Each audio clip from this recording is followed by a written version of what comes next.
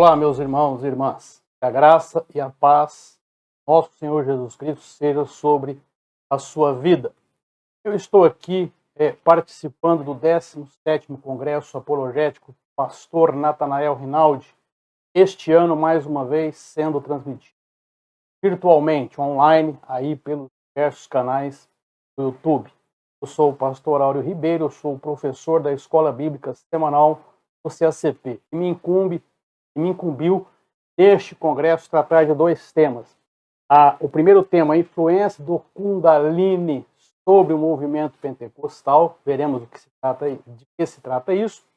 E também, em uma outra exposição, falarei sobre as verdadeiras origens do movimento conhecido como movimento do G12. Nós vamos seguir o seguinte sumário: conceito de Kundalini, o que significa Kundalini, comparações entre o Kundalini e a obra do Espírito Santo, feita por uma pessoa que foi integrante deste movimento e depois se converteu ao Evangelho. Vamos falar de algumas contextualizações e logo estarei concluindo. Eu ressalto que nós iremos apresentar alguns vídeos, alguns materiais que são importantes que você poderá solicitar depois para que você tenha acesso a esses materiais. Muito bem, o que vem a ser então Kundalini? É uma palavra que vem do hindu, uma palavra aqui, sânscrito, é uma palavra sagrada, né? Sagrada. Quer dizer enrolado. Por que enrolado? Porque trata de um transe, a pessoa ela entra em transe, eles dizem que ela libera uma energia, tá aqui, refere-se a uma forma de energia ou Shakti, que se diz estar localizada na base da coluna da pessoa, coluna vertebral, é a Muladhara. Aí ela tem os seus transes, ela entra em choque. Né? Isso é muito antigo, isso tem aí séculos aqui, já havia práticas como essa, século XI, então estamos falando aí de 10 séculos, mais de 1000 anos atrás. Né? Essa Hatha Yoga, né, é uma das formas da yoga que adotam aí essa prática, essa manifestação chamada Kundalini. Então, veja bem, isso tudo está relacionado com a nova era. As pessoas hoje em dia, elas gostam de procurar essas novidades, elas gostam de procurar coisas diferentes. Agora, o que isso tem a ver com o Evangelho? Como que isso chegou nas nossas igrejas? É isso que nós iremos apontar aqui ao longo desses minutos que falaremos com todos vocês. Finalmente, aqui, as pessoas elas entram em transe de modo completo e inconsciente. Guardam bem essa palavra aqui. Vou até trocar a cor da caneta. Inconsciente. Porque o Espírito Santo não nos deixa inconscientes. Então, isso é muito importante. E aqui vamos destacar o primeiro versículo desta palestra, que está no livro de 1 Timóteo 4, versículo 1. Mas o Espírito diz claramente que nos últimos tempos alguns apostatarão da fé, ouvindo espíritos enganadores e doutrinas de demônios. Então estamos falando de algo muito sério que invade, que toma as nossas vidas, as nossas igrejas, e nós muitas vezes não usamos do discernimento para repelir, para dizer não a essas práticas. Muito bem. Kundalini e igrejas pentecostais. Eu vou mostrar para vocês agora um vídeo. É um vídeo muito chocante. Mostra as manifestações dessa prática do Kundalini e mostra manifestações em igrejas pentecostais. Tá bom? Vamos comparar aí para vocês poderem verificar. Vamos lá. À medida que o vídeo vai correndo, eu vou explicando, o que se passa. Aí, esse vídeo que você está vendo, isso é manifestação de Kundalini. Entrou em transe e olha como que ela reage. Ela está gargalhada, ela ri. Vou passar aqui à frente no vídeo, mesmo evento, né? Agora aqui é uma igreja evangélica americana. Dá uma olhada aqui na situação desse homem. Estava rindo e caiu. Aqui também uma igreja evangélica americana. Aqui já voltou para um templo hindu, Kundalini, manifestação Kundalini. Olha isso. Aqui Kundalini também, olha lá. Agora aqui é uma igreja, aqui a mulher diz que está com o espírito o Espírito Santo a embriagou. Ela fica igual, drunkard em inglês, ela está bêbada, embriagada. Veja, está no púlpito, hein? Olha lá. Caiu. E voltamos para o Kundalini. Então estamos aí fazendo as comparações. Kundalini.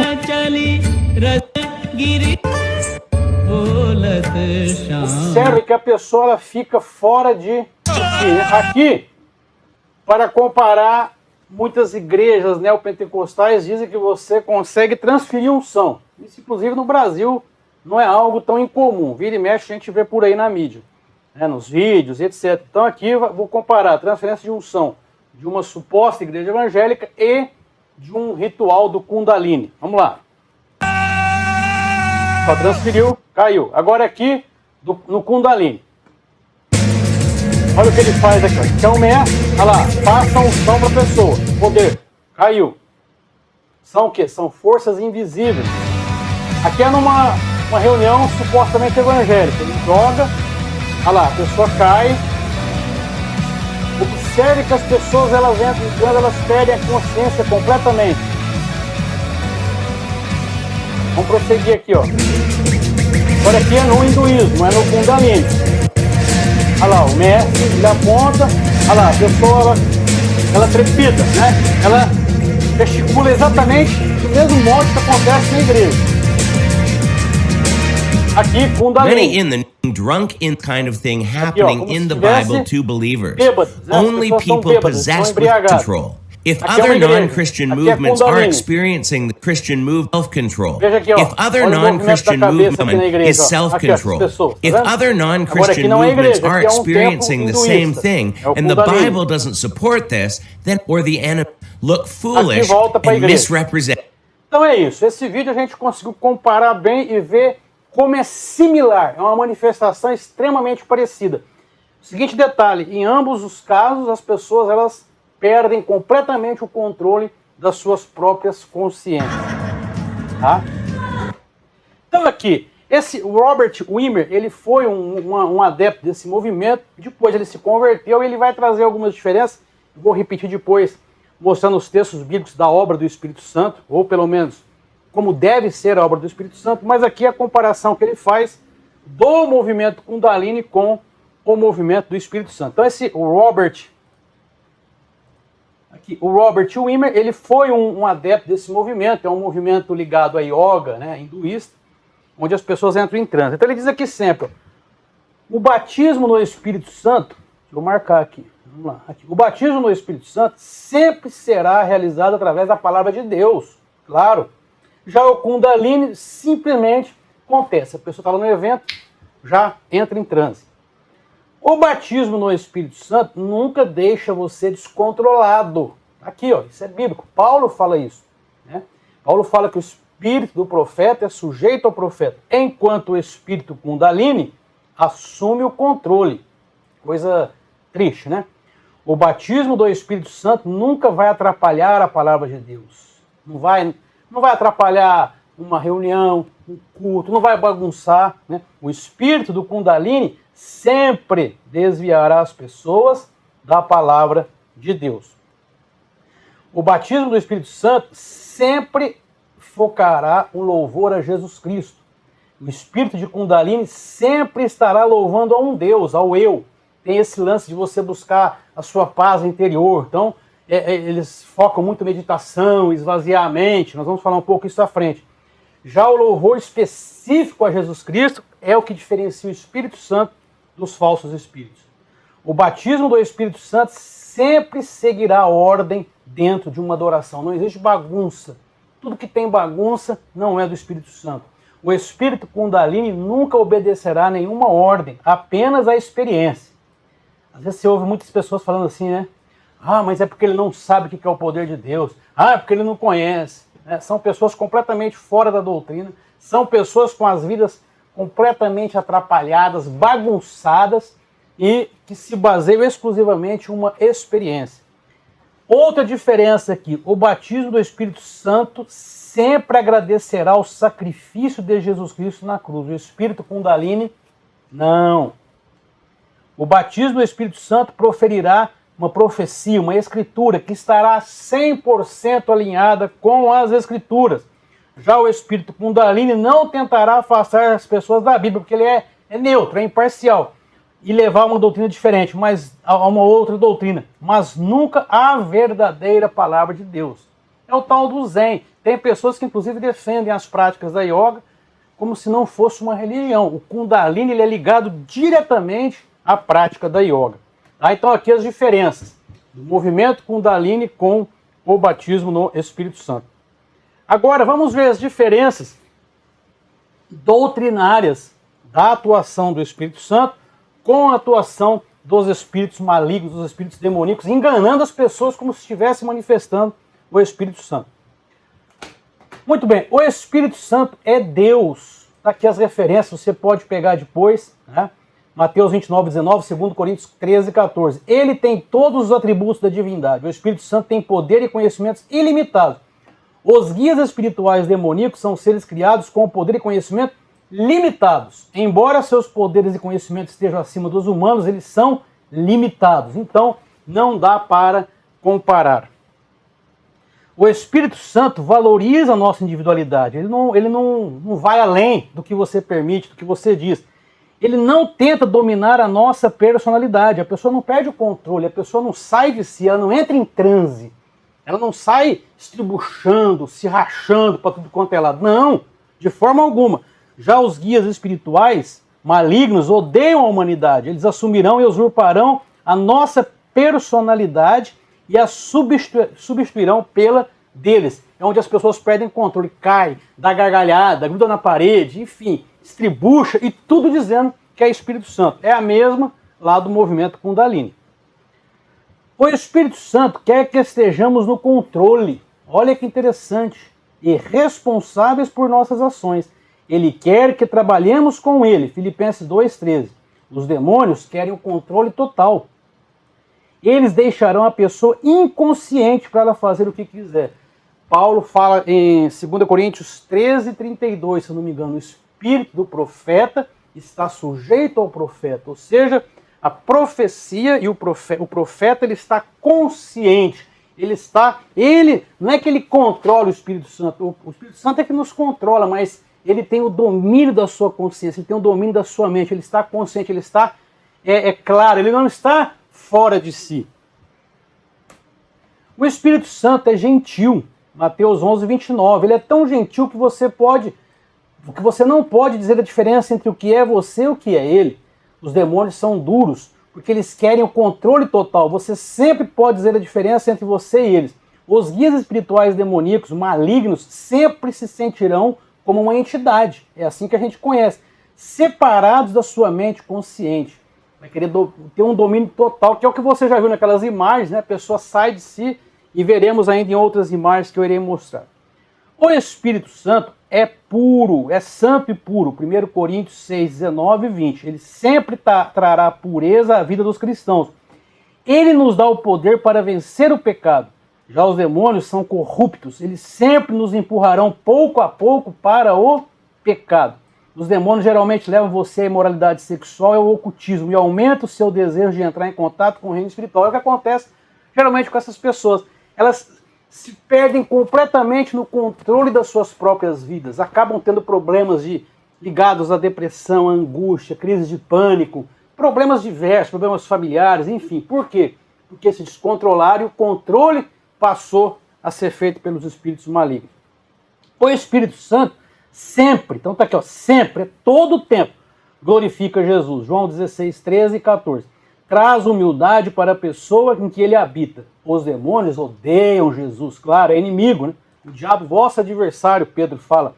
Eles sempre glorificam a pessoa em que habitam. O orgulho é o caráter fundamental dos demônios, e esse orgulho se transfere para a pessoa em que eles habitam. Só você ver aí os exemplos que nós temos de pessoas, né, que são envolvidas com as obras malignas, como que elas são orgulhosas, o ego delas é que tem que falar mais alto. Ainda aqui, a diferença. O Espírito Santo nunca apaga as nossas mentes, mas nos impulsiona para sermos conforme a imagem de Cristo, conformados, transformados. Romanos 8, 29. O Espírito Santo quer que levemos nossos pensamentos cativos, presos, conectados à palavra. Ele quer que desejamos e façamos a sua boa vontade. O Espírito Santo quer que estejamos sempre ativamente unidos a Ele. Já os espíritos malignos vão tentar apagar nossas mentes e funcionam melhor quando deixamos assumir o controle. Olha isso aqui. Isso fica evidente na meditação, que é quando a pessoa é instada a limpar a mente. Demônios têm dificuldade em controlar uma mente ativa. Eles sempre encorajam a passividade para que possam assumir o controle. Pense nas pessoas que ficam bêbadas ou usam droga. Elas correm o risco de serem dominadas por demônios. E é o que acontece no Kundalini, a pessoa é levada a se esvaziar. É o que acontece em muitas reuniões no meio neopentecostal, principalmente. As pessoas são convidadas a esvaziar a mente. Onde já se viu isso? Isso não tem qualquer fundamentação bíblica. O Espírito Santo nos convence dos nossos pecados, mas a sua convicção não é destrutiva. João 16, 8 e 9. Ele sempre conduz a pessoa ao arrependimento, ao perdão, à redenção e à paz. Os demônios fazem uma das duas coisas. Eles justificarão os pecados de uma pessoa ou trarão culpa, acusação esmagadora e acusação esmagadoras para que a pessoa não acredite que pode ver a redenção. A culpa demoníaca sempre traz a mensagem: você não pode ser perdoado. Quando ele fala justificarão aqui é porque ele cria uma ideia, ele cria desculpa. Ah, todo mundo faz. Ah, mas isso o fulano já fez. Ah, o fulano já fez aquilo. E ele se justifica. Nesse sentido, não é a justificação como Jesus faz com os nossos pecados. O Espírito Santo nunca trará mensagens que contradigam a palavra de Deus. É que eu não vou me focar só na questão do Kundalini, mas também outros tipos de manifestações que tem dentro das nossas igrejas, né, cristãs, evangélicas, particularmente as neopentecostais ou as pentecostais, eventos, situações que são criadas, que são feitas, encontros, movimentos totalmente contrários à palavra de Deus. Os demônios, eles distorcem a palavra de Deus para que o pecado seja justificado, para que as desculpas sejam aceitas. Muito bem, essas então são as principais... Deixa eu ver se tem mais alguma aqui, não é isso mesmo. As principais diferenças da atuação do Espírito Santo e da atuação dos espíritos malignos. Agora aqui eu vou trazer parte de um vídeo do pastor Strong, que é um pastor que vive em Auckland, se não me engano, na Nova Zelândia. Se não me engano é em Auckland. E ele viveu um movimento chamado da Igreja de Toronto, no Canadá, nos inícios dos anos 90. Depois ele teve problemas, saiu daquele movimento, e ele escreveu um livro a respeito disso, a invasão de espíritos enganadores na igreja evangélica, na igreja protestante. E exatamente com a mesma artimanha, com as mesmas características do chamado movimento Kundalini. Tá? Então vamos acompanhar aqui parte nesse vídeo do pastor Strong.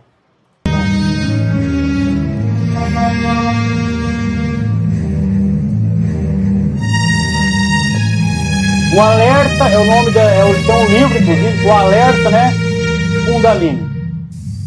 Hi, I'm Andrew Strom, author of the book Kundalini Eu sou Warning, o Andrew Strom, autor do livro Kundalini, avisando a respeito dos falsos espíritos invadindo a igreja.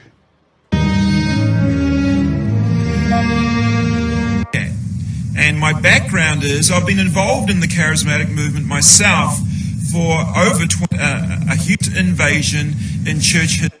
Ele fala que a própria história dele foi muito mergulhado no movimento carismático, ou seja, no movimento pentecostal. É isso que ele está dizendo aqui. Ele tem 17 anos dentro do meio evangélico, dentro desse movimento neopentecostal.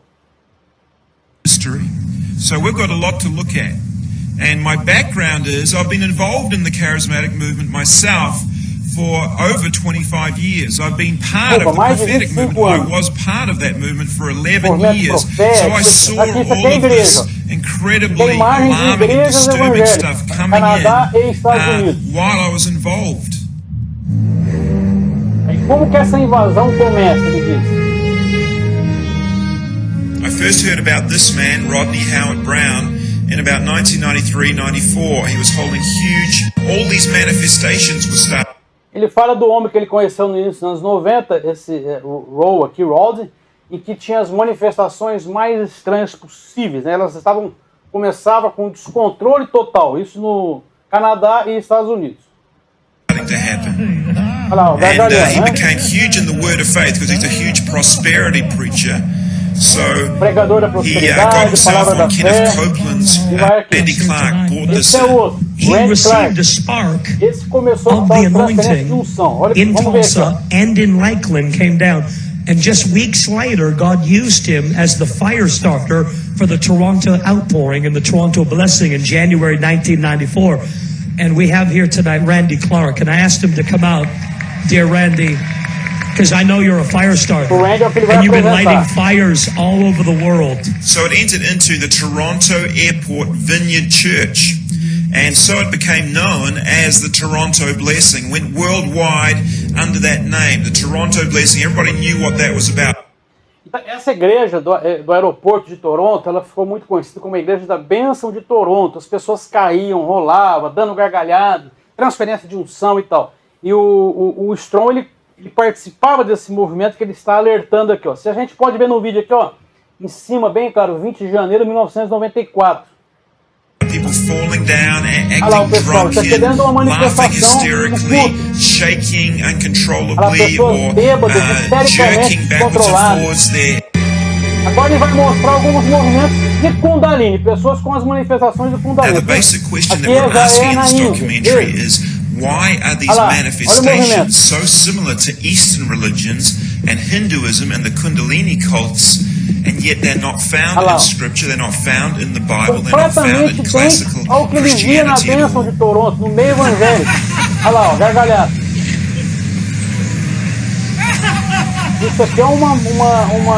Of course, in Hinduism, one of the most common ways of experiencing a Kundalini awakening is through a guru placing his hand upon your forehead. This is called Shaktipat. And when they do that, you'll be infused with this incredible love and this wave of emotion. You fall down, there'll be all these manifestations, maybe animal noises, joy and weeping and shaking.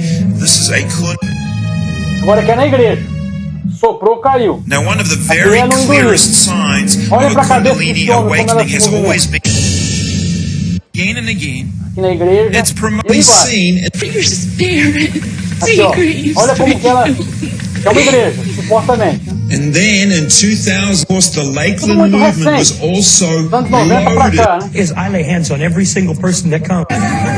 God, give it away, give it away, give it away. That's the homem que nós já vimos antes, o Strong, ele explica que depois ele se separou da primeira esposa, casou novamente e continuou com esse lance de transferência de unção e quebra-quebra, e transe, etc. Impartation.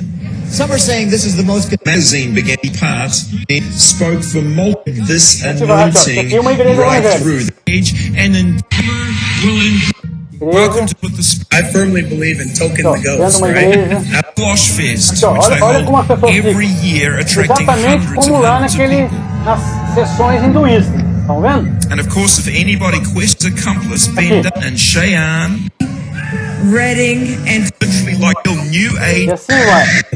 Sign. Mysticism, they don't want any Esse é um vídeo healings and completo que miracles. tem We've got to no have these YouTube, mas things. você We've got to pode have them in solicitar balance. que tem essa We should legenda. have them in Eu fiz a abundance. gravação com a We've got legenda to be automática, a New mas dá para Testament entender people. muito bem, tá bom? Então vamos prosseguir aqui. Agora, e esses movimentos que eu vou mostrar para vocês agora? Que isso agora que eu tirei, foi também na internet, é aqui no Brasil. Deem uma olhada só. Primeiramente, olha esse homem aí, que se intitula um pastor. Que roupa que é essa? Né? E olha como é que ele dança. Fica vendo? Isso no meio da igreja.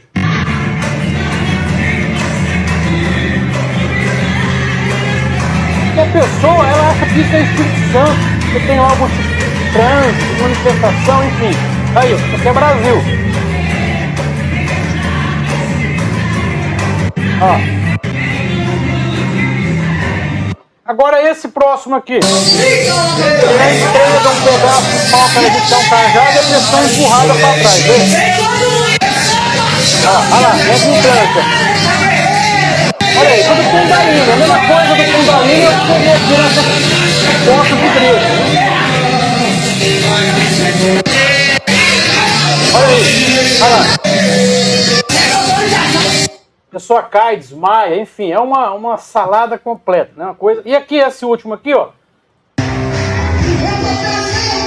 parece até uma reunião aí da Umbanda, dessas religiões áfricas, não parece uma igreja. Parece, vem da onde? Do Kundalini. Olha lá.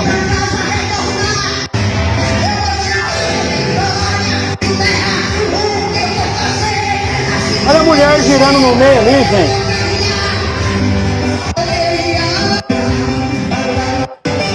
Olha isso.